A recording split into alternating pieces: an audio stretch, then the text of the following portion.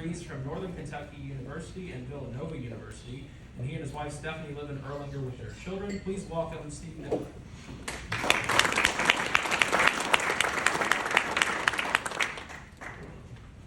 Thank you all very much. If there's one thing I've learned that's a takeaway for tonight, if you have not eaten anything all day, the last thing you want to do is have 3 big pieces of chicken that's going to sit real heavy on your stomach. So I'm just throw that out to you free of charge. I want to bring back truth, transparency, and choice to this office.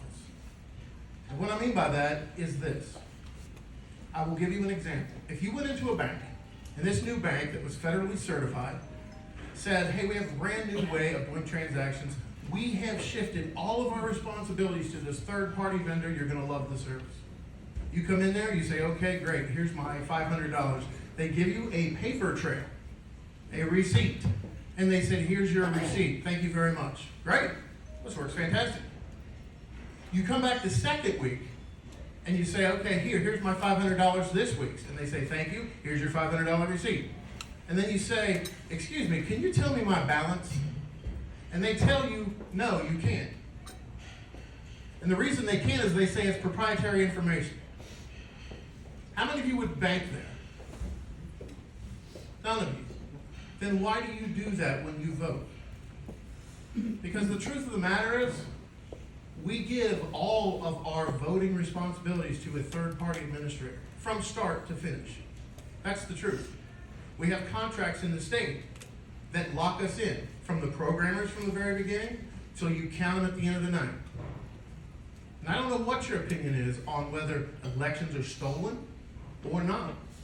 But how would you know if we don't have control? It's that simple. It's literally that simple. The second thing that I'd like to talk about is you cannot get any information about that. Just like you couldn't get any information about your balance in the bank, you can't get any information. We have tried. I have tried and tried and tried and tried. And you will get stonewalled on how things work. You're told, just don't worry about it, everything's fine. The second thing, you can't get out of it. You cannot get out of it. By law, I like the fact that our Secretary of State is no longer calling them electronic voting machines. They are electronic voting machines. I've worked in the IT industry long enough. You can give a paper trail of anything, but guess what? They're still electronic voting machines, and that's the only choice you have. True leadership would be like in Arkansas, where the Secretary of State said, if you don't want these machines, you can get out. You can have paper ballots if you want. I will work with you. You don't get that choice in Kentucky.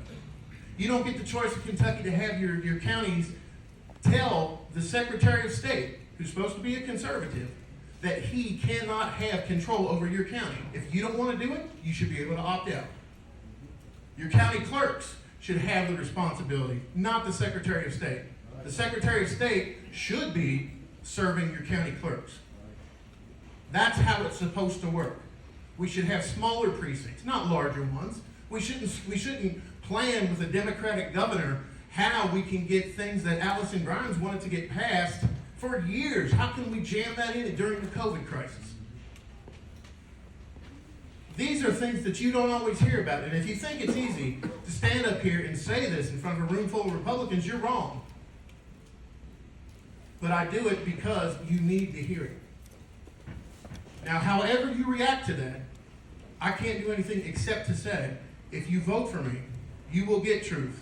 You will get transparency, and you will get a choice. If you don't like voting machines, whether they have a paper trail or not, you do not have to use them. You have that choice. If you're a county clerk, you can run things the way you did. Your precincts can be small enough where you can have control of them. It's insane to think I'm a conservative and I'm running from a top-down management like the Gestapo. It's ridiculous. I get very passionate about this because I've been saying it since 2015. I said it to Ms. Grimes.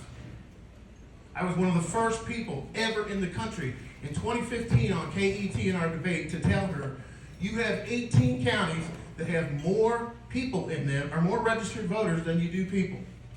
And Mr. Adams can tell you all he wants that he took 150,000 people off the voter rolls, and that is a true statement.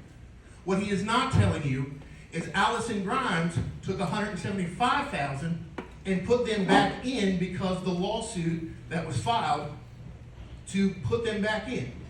So right before 2019, all those voters, 175 went up. If he's taken off 150, that's still net 25,000. These aren't my figures. What I've begun to do is every month, I go county to county, and I'm sharing with people in all the counties.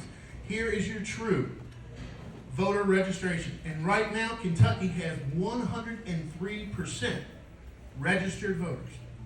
Let me give you a clue about something. When you want to know something's funny going on with elections, you look at inflated voter rolls. There is no way we have 103% registered people. It's mathematically impossible. We need truth, we need transparency, and we need choice. And I would appreciate your vote on May 16th. Thank you.